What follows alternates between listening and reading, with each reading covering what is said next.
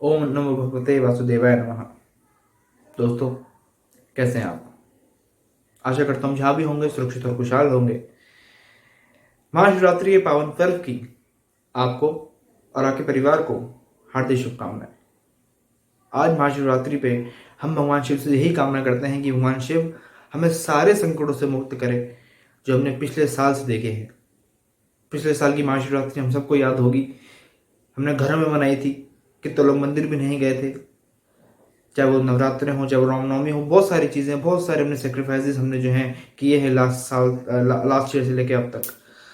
तो यही कामना करते हैं कि अब जहाँ पे चीज़ें शुरू हुई थी वहीं पे ख़त्म हो गए, एक नई शुरुआत हो, ताकि जो है हम आगे बढ़ सके। अब भगवान शिव के बिना मैं समझता हूँ ये पॉसिबल नहीं है। तो आज का पावन त्यौहार है तो हम अच्छी ही बातें करेंगे।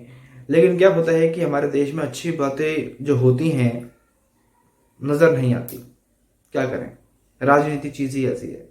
और हर हमारे देश में, आप चाहे माने ना माने, कुछ लोग एग्री करें ना करें, लेकिन मेरा ये मानना है कि बिना पॉलिटिक्स के, बिना राजनीति के इस देश में कुछ भी नहीं है। अब हर चीज़ को अलग कर सकते हैं लेकिन राजनीति को नहीं। अब जहाँ जाए राजनीति साथ आ ही जाती है। और वही देखा है हमने इस हफ्ते। ये पूरा हफ्ता जो है राजनीति से भरा रहा, राजनेताओं से भरा रहा, इसलिए रोमांच रहा इस पूरे हफ्ते।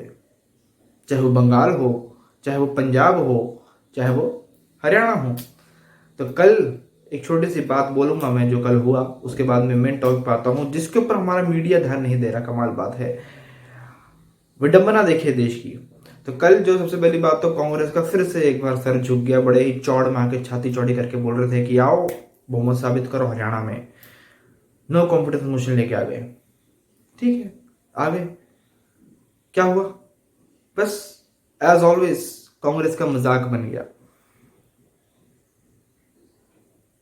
और 88 विधायक है, उसमें से 45 का बहुमत चाहिए था, 55 का मिल गया हरियाणा सरकार को, यानी जेजेपी और जो बीजेपी की जो गठबंधित सरकार है उसको 55 लोगों ने जो है बहुमत दे के आपके साथ है। 32 लोगों ने कहा हम नहीं है। और एक बात बड़ी अच्छी है हमारे मुद्दे की, मैंने आपको हर बार कहा है, हरियाणा के मुख्यमंत्री को मैं पर्सनली पसंद नहीं करता हूँ, क्योंकि जो चीज़ें हरियाणा में चाहिए हैं, चाहे वो हिंदुओं की सुरक्षा हो, बहुत सारी चीज़ें हों, वो कहीं ना कहीं, जैसे हम बात वगैरह में देखते आ रहे हैं, उस एपिसोड में जो है कहीं ना कहीं हमारे मुख्यमंत्री कमज़ोर हैं। कभी जाट आरक्षण हो जाता है, कभी बाबा के रेस्ट पे पूरे जो है इंटरनेट सर्विसेज बंद हो जाती हैं। बहुत सारी चीज़ें हैं जिस पे काम करना बाकी है।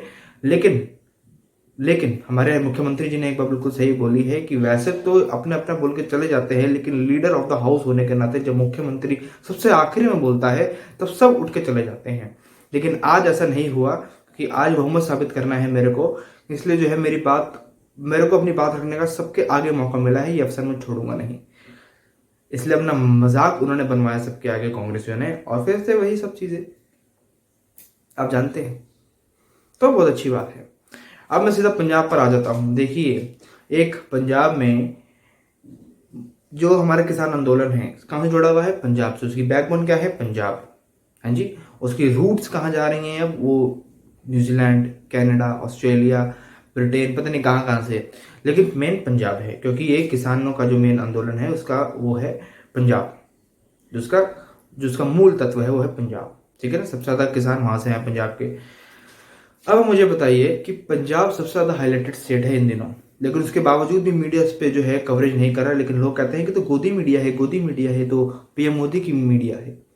पीएम मोदी की मीडिया होती तो मीडिया इस बात पे कवरेज करती है। शर्म की बात है मीडिया के ऊपर। मैं बोलना चाहूंगा कि शर्म करो मीडिया वालों। विमेंस डे 8 मार्च के दिन जहां पे ये चीजें जो है कवरेज हो जाती है कि देखिए विमेन, औरतें निकली हैं ट्रैक्टरों पे मोदी के खिलाफ, किसान की बेटियां, किसान की महिलाएं, पता नहीं क्या क्या इन्होंने बोला। उसी पंजाब में उसी दिन महिलाओं के ऊपर जब लाठीचार्ज होता है, सर फाड़े जाते हैं महिलाओं के। 50 टीचर्स, वो भी अध्यापिका, माफ कीजिएगा, 50 अध्यापकों में से 20 अध्यापिकाएं हैं जिनको अरेस्ट कर लिया गया। सब चुप है, मीडिया चुप है। मीडिया कहती है कि हमने कवरेज ही नहीं करनी। क्यों? हमने तो बंगाल पे फोकस करना है। बंगाल बंगाल बंगाल बंगाल बंगाल बंगाल, कमाल बात है।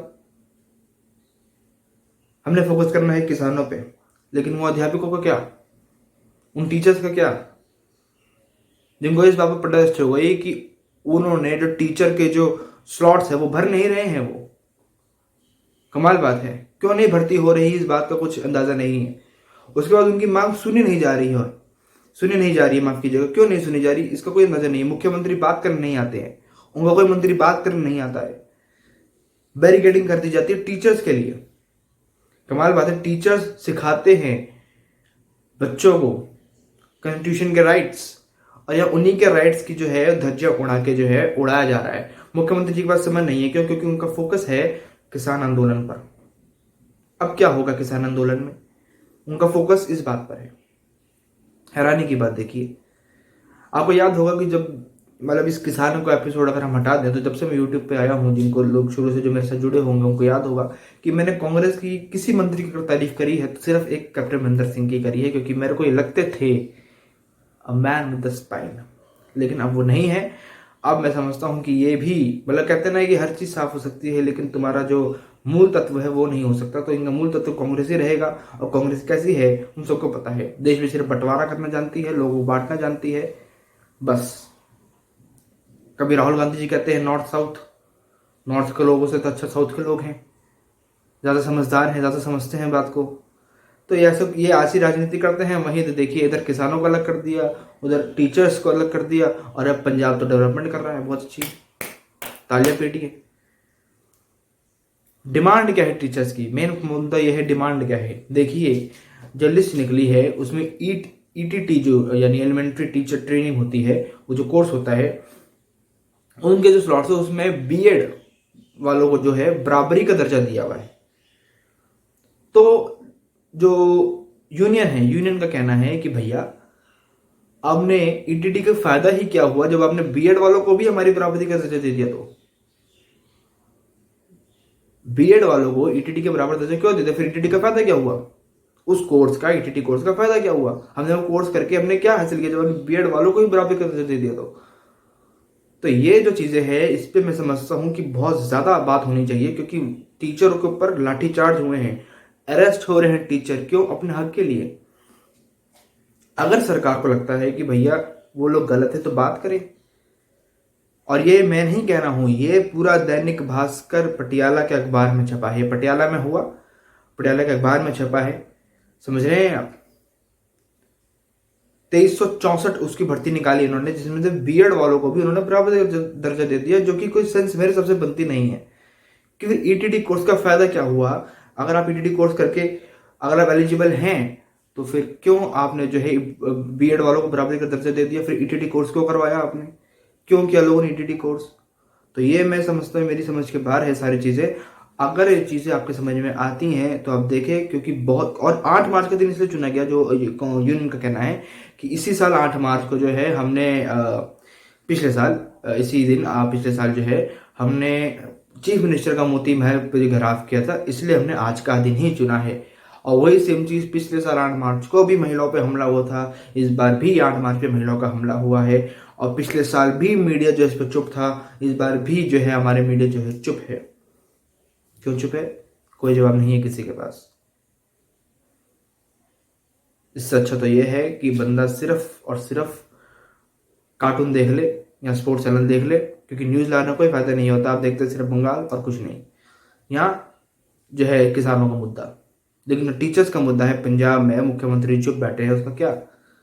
कोई जवाब किसी के पास नहीं है। तो यही मैं कामना करता हूं कि ऐसे मुद्दों पे मीडिया को बोलना चाहिए, लोगों को समझना चाहिए कि टीचर्स को भी उनकी बात रखने का हक है, सबको है, उनकी बात भी सुनी जानी चाहिए। किसान अपनी जगह है लेकिन टीचर्स अपनी जगह है, वो मुद्दा आप छोड़ नहीं सकते। अपना ख्याल रखिएगा दोस्तों। जय हिंद, जय भारत। और हाँ,